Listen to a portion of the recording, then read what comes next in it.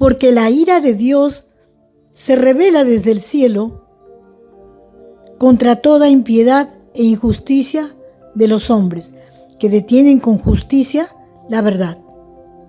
Porque lo que de Dios se conoce les es manifiesto, pues Dios se lo manifestó, porque las cosas invisibles de Él, su eterno poder y deidad, se hacen claramente visibles desde la creación del mundo, siendo entendidas por medio de las cosas hechas, de modo que no tienen excusa. Pues habiendo conocido a Dios, no le glorificaron como a Dios, ni le dieron gracias, sino que se envanecieron en sus razonamientos, y su necio corazón fue entenebrecido. Profesando ser sabios, se hicieron necios, y cambiaron la gloria de Dios incorruptible en semejanza de imagen de hombre corruptible, de aves, de cuadrúpedos y de reptiles.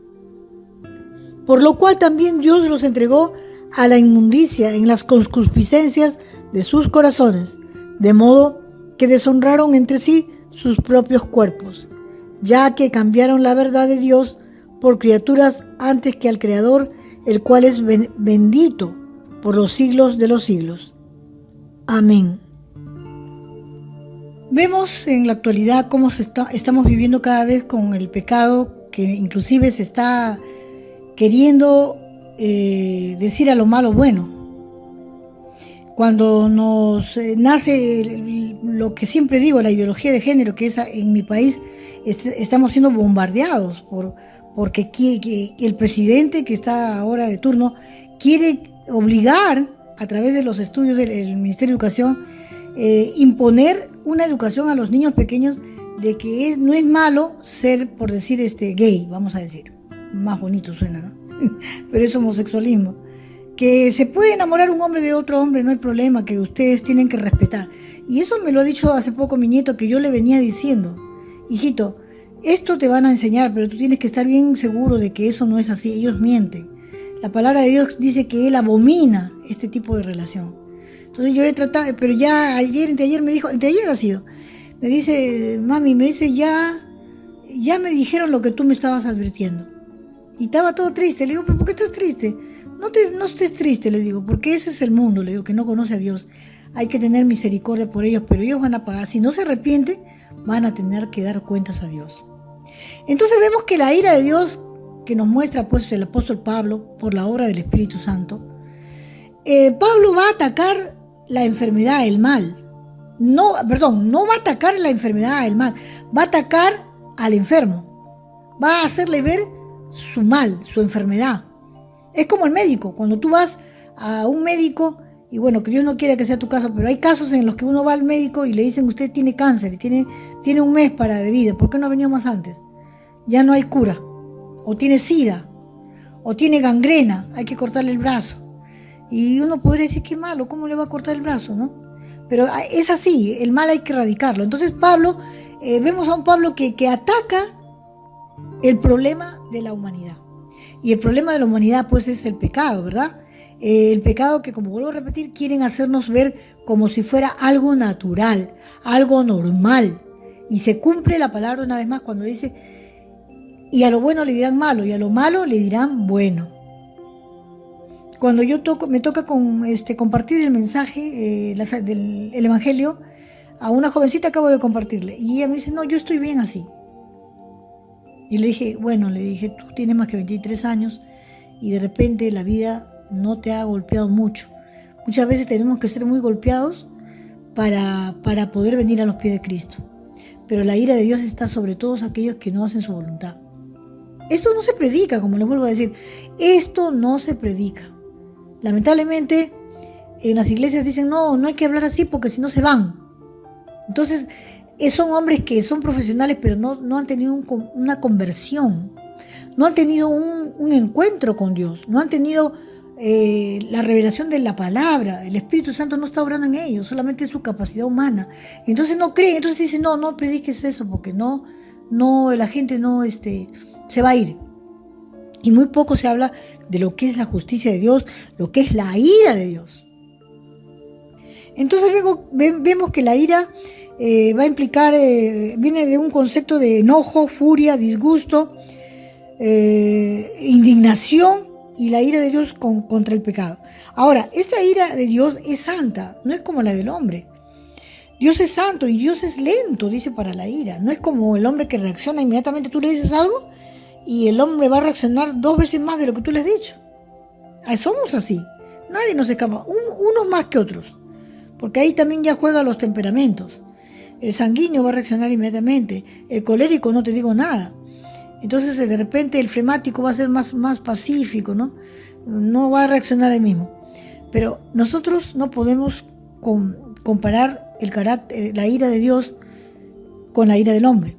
Porque en principio la ira de Dios no es un sentimiento como sí lo es en el hombre. Entonces tenemos que entender que la ira de Dios es santa, porque Dios es santo. Y el hombre, por ejemplo, no se puede controlar de su ira. Y vemos que el hombre es arrastrado por la ira. Y va hasta llegar a matar a otra persona. Porque le faltó, le robó, qué sé yo. Pero no se controla. Entonces, solo aquel que tiene a Cristo puede pedir, Señor, líbrame de mi necio corazón y de mi propia prudencia. No permitas que yo me defienda. Esa debe ser nuestra oración. Haz que yo confíe en ti y que tú seas hablando por mí. Tapa la boca del impío, ¿no? Esa debe ser nuestra oración. Ante un Dios santo, santo, santo, que tiene una ira santa. Por eso Dios en su santidad no podría ser santo si Dios permitiera el pecado. No podría ser un Dios justo. No podríamos decir que Dios es santo y justo si Dios se congraciaría con el pecado. Entonces la ira de Dios es parte de su santidad. En su justicia, Dios tiene que condenar el pecado. Más bien dicho, en su justicia Dios va a condenar al pecador. Vamos a leer Juan 3:36. Juan 3:36. Dice, el que cree en el Hijo tiene la vida eterna, pero el que rehúsa creer en el Hijo no verá la vida, sino que la ira de Dios está sobre él. Entonces no podemos decir tal cosa como que la ira era para el Antiguo Testamento, porque también vamos a encontrar que Dios desató su ira de una manera instantánea también en la vida de Ananías y Zafira. Eso lo encontramos en el Nuevo Testamento. Entonces no hay tal cosa como que dice que la ira pertenece al Antiguo Testamento, que ahora tenemos la gracia que es de Cristo. Efectivamente, la gracia, estamos amparados por la gracia, pero que no, Dios en su soberanía puede actuar lentamente como puede actuar de manera inmediata. Eso pertenece ya a la soberanía de Dios. Dios no está tratando con soldados, porque si fuera así, seríamos soldados sin voluntad propia, sin albedrío, ¿verdad? Nosotros tenemos la capacidad de elegir entre lo bueno lo mejor. El hombre impío elige entre lo malo lo bueno, en su concepto de bondad de que él tiene, pero esa bondad no está bajo los parámetros de Dios. Entonces podemos decir que Dios es un Dios justo y santo cuando él deja de mirar al impío. Es decir, el impío está fuera de la voluntad de Dios, como dice acá la palabra, ¿no? Lo que hemos leído en Romanos 8, del 18 adelante. Pues habiendo conocido a Dios, no le glorificaron como Dios ni le dieron gracias, sino que se envanecieron en sus razonamientos, y su necio corazón fue entenebrecido. Vuelvo a repetir, Dios no podría ser santo sin apartarse de la maldad. Lo mismo el amor, Dios es amor, amén, es amor, pero no tolera lo que es malo, porque no se goza de la injusticia. Eso lo encontramos cuando Pablo va a hablar a los Corintios, la primera carta a los Corintios, la preeminencia del amor. Yo creo que todos lo hemos leído, Corintios 13, ¿verdad? Entonces tenemos que ver que la Biblia no se contradice, la Biblia es una unidad y la palabra de Dios está vigente, Dios no ha cambiado. No erréis, dice Gálatas 6:7, no erréis, Dios no puede ser burlado, todo lo que el hombre sembrare, eso también segará. Es muy lamentable que no se predique esta doctrina de la ira y de la justicia divina. Hoy muchos rechazan esta doctrina, no quieren aceptar esto. Como me dijo antes una joven, ¿no?, que estaba predicándole, ella me dijo, yo estoy bien así. Claro, porque no quiere que la palabra la alumbre, la palabra quema. Cuando tú pronuncias la palabra, a los que no son cristianos, no les agrada, ¿no? Dice que para ellos, dice, es locura, dice Pablo. Dice, lo que para ellos es locura, para nosotros es sabiduría de Dios. Entonces vemos que la coherencia de la palabra, cuando dice la ira de Dios, y cuando lo encontramos no solamente en un verso, sino en muchos, vamos a ver pues de que el enojo humano está contaminado por el pecado, ¿verdad? Eso es lo que nos hace ver Pablo, el apóstol. Pero la respuesta coherente de un Dios santo es la ira contra la maldad. Y vamos a encontrar muchos salmos que hablan de la santidad de Dios, ¿no?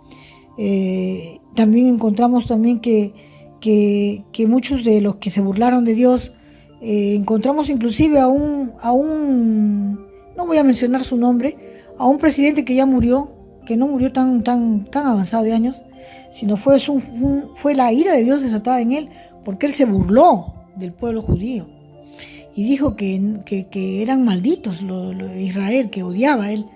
Entonces, ¿qué pasó con este hombre?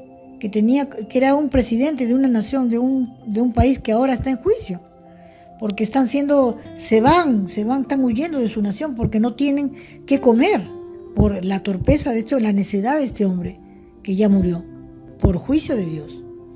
Y también lo encontramos cuando Nabucodonosor se ensoberbeció y Dios lo humilló. ¿Se acuerdan? Ustedes lean a Nabucodonosor en el libro de Daniel, me parece que está eso. Y Dios lo trató humillándolo, pero después se arrepintió y reconoció a Dios, ¿verdad? Y vamos a ver muchos que han rechazado, se han burlado de Dios, pero que han tenido se ha evidenciado de que Dios no puede ser burlado. Es más, para ir del principio, la ira de Dios se revela en las Escrituras en Génesis 1:26, cuando vemos cómo Dios castiga en el huerto del Edén por la desobediencia. ¿Recuerdan de Eva, y que le dio de comer el enemigo la manzana? Le dijo, mira, si tú comes de la manzana, Dios no quiere que comas, porque sabe Él que cuando tú comas, tú vas a ser igual que Dios. Y es una mentira. ¿Por qué? Porque eso no era así. Lo que Dios quería que ellos obedecieran, ¿no? Sin embargo, ella desobedeció y le dio de comer al marido, y el marido también pecó. Y entonces Dios lo desalojó. Le dijo, acá no es lugar para ustedes, tienen que salir, ¿no? Porque se iba, ya a través de ellos, nosotros venimos de una generación, de una raza caída, ¿verdad? Entonces el pecado nace con Adán y Eva, y vemos la justicia de Dios al sacarlos, al quitarlos, al echarlos del huerto del Edén. Y vemos pues en realidad que en toda la palabra de Dios, que Dios es un Dios tardo para derramar su ira.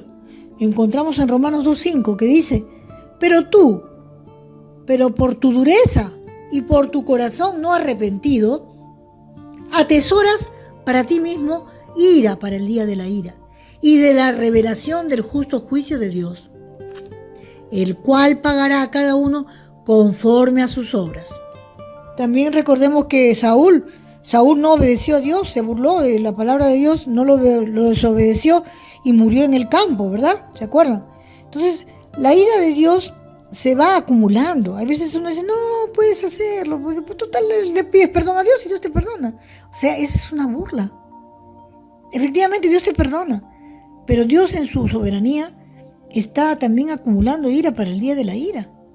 Entonces, la fuente de la ira vamos a encontrarla que Dios envía desde el cielo. ¿Desde dónde envía Dios la ira? Desde el cielo la envía. Dios sabe los tiempos.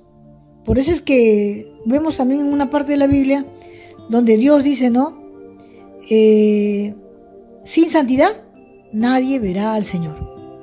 Ahora, Satanás puede ser el príncipe de este mundo, pero él sabe que Dios es el que tiene la última palabra, es decir, Dios tiene todo el poder y le permite al enemigo, porque les fue entregado este reino por la caída, pues, ¿no? del hombre, y le fue entregado este reino, pero él no tiene todo el poder, porque aún él tiene que pedir permiso a Dios para hacer sus fechorías. Es más, ahorita la maldad se ha acrecentado en el mundo, Vemos cada día más muertes, más maldad, de las formas más terribles, cosa que antes no se había visto como se ve en este tiempo. Pero ¿quién está deteniendo toda esa maldad? Es el Espíritu Santo, porque todavía la iglesia está acá. Pero cuando seamos arrebatados, eso ya no se va a dar, porque cuando seamos arrebatados, el Espíritu Santo se va a ir con nosotros. Entonces vamos a encontrar un Dios que desde el cielo revela su orden moral. Su gobierno lo ejerce Dios desde el cielo. Dios ha puesto leyes físicas que deben ser respetadas. De la misma manera, Dios ha establecido leyes morales y no puedes decir yo soy dueño de mi cuerpo. Por ejemplo, lo que dicen ahora, que ¿por qué no voy a abortar si es mi cuerpo? A mí no me pueden impedir. Si he sido violada, que puedo abortar esta criatura, porque yo no quiero esa criatura, no la deseo. Yo la verdad digo, Dios mío, es que no tienen temor de Dios. Cuando vienen estas noticias a mi mente, cuando veo estas noticias, cuando veo con mis ojos, veo estas noticias, mi corazón se resquebraja, es decir, hay un dolor fuerte. Imagínense cuánto dolor habrá para Dios mismo.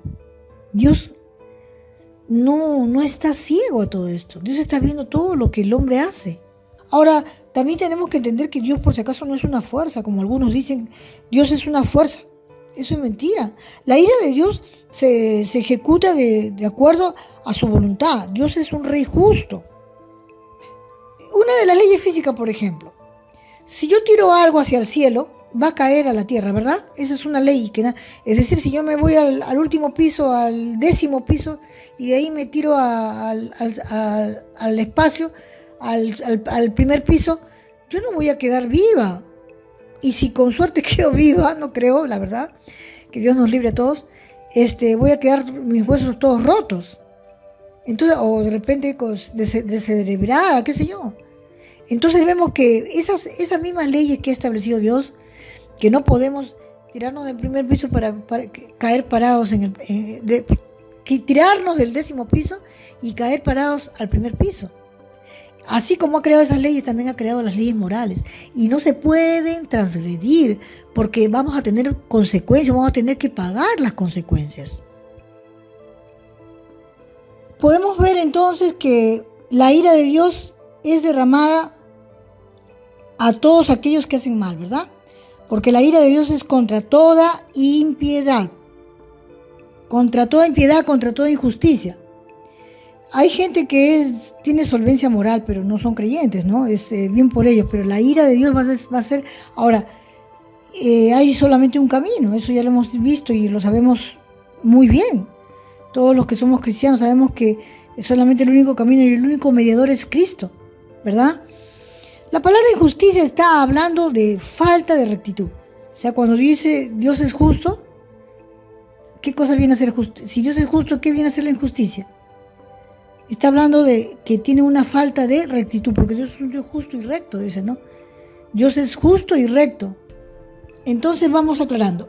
Dios es justo, Dios es bueno, Dios es misericordioso. Dios en su justicia no puede tolerar la falta de rectitud.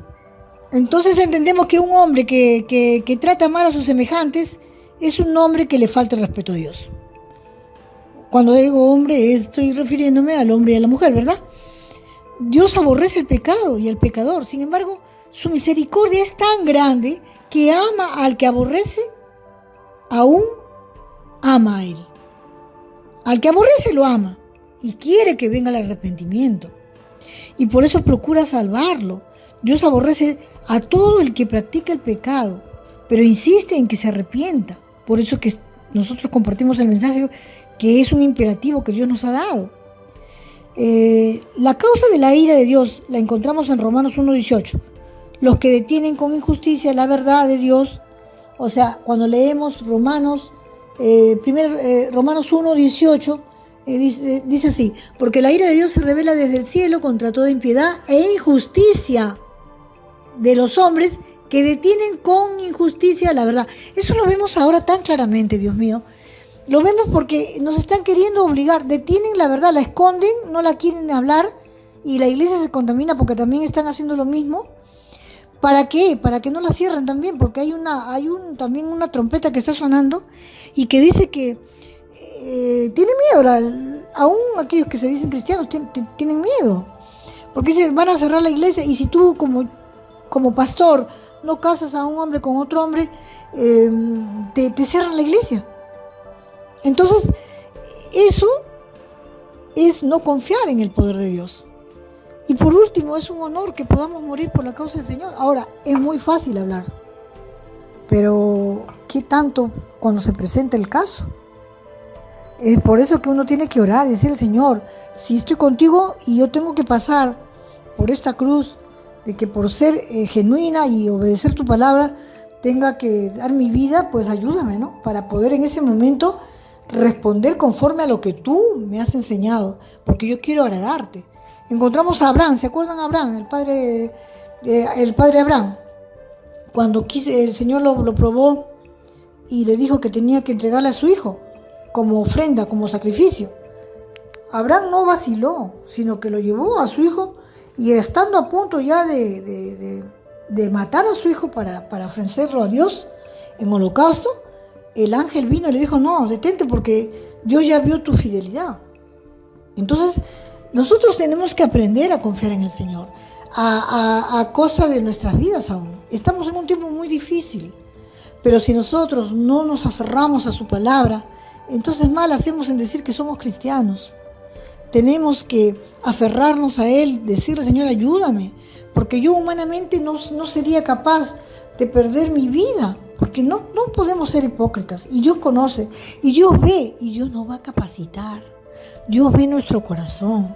De repente no le dices con palabras, sino te quebrantas, Señor, ayúdame en el día difícil a glorificar tu nombre.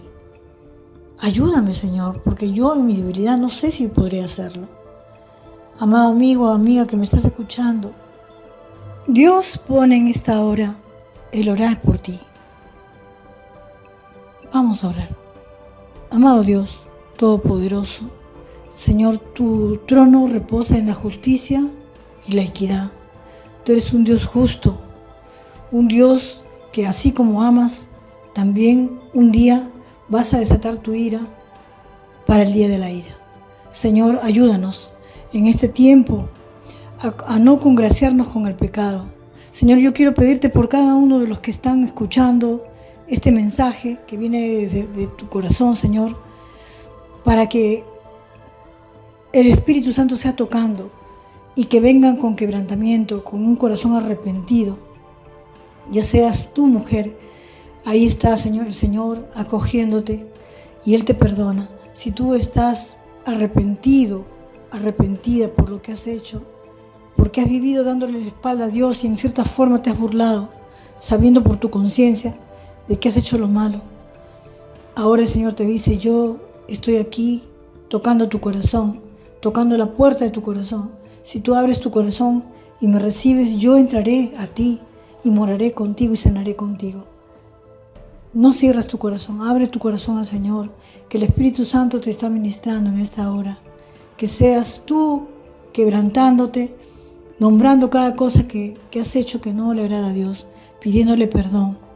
Padre amado, gracias, Señor, porque tú estás tocando los corazones, porque es tu palabra, Señor, la que he compartido.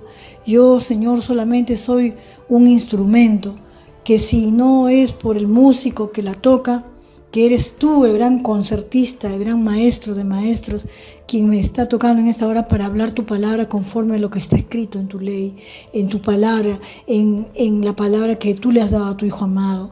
Porque, Señor, dice tu palabra que nada de lo que Jesús nos ha dicho está fuera de tu conocimiento, porque solamente Él ha hablado lo que tú le has dado. Oh bendito Dios, gracias, porque hasta aquí tú nos ayudas, porque hasta aquí tu Espíritu Santo nos redarguye. Señor, límpianos con esa sangre preciosa de Cristo. Perdona este mundo, Señor. Ten misericordia de los gobernantes, aquellos que están gobernando nuestras naciones, como en el Perú, como en Bolivia, como en Argentina, como en México, como, Señor, también en los Estados Unidos. En cada nación tú tienes un remanente. Levanta a tu pueblo, Señor, a tus pastores, a tus siervos, a tus líderes. Y no permitas que nos contaminemos, Señor, con la corriente de este siglo, Señor. Ayúdanos, llénanos de tu amor, de tu gracia, Señor. En el nombre sagrado de Cristo Jesús, confiamos en ti, Señor. Amén y amén.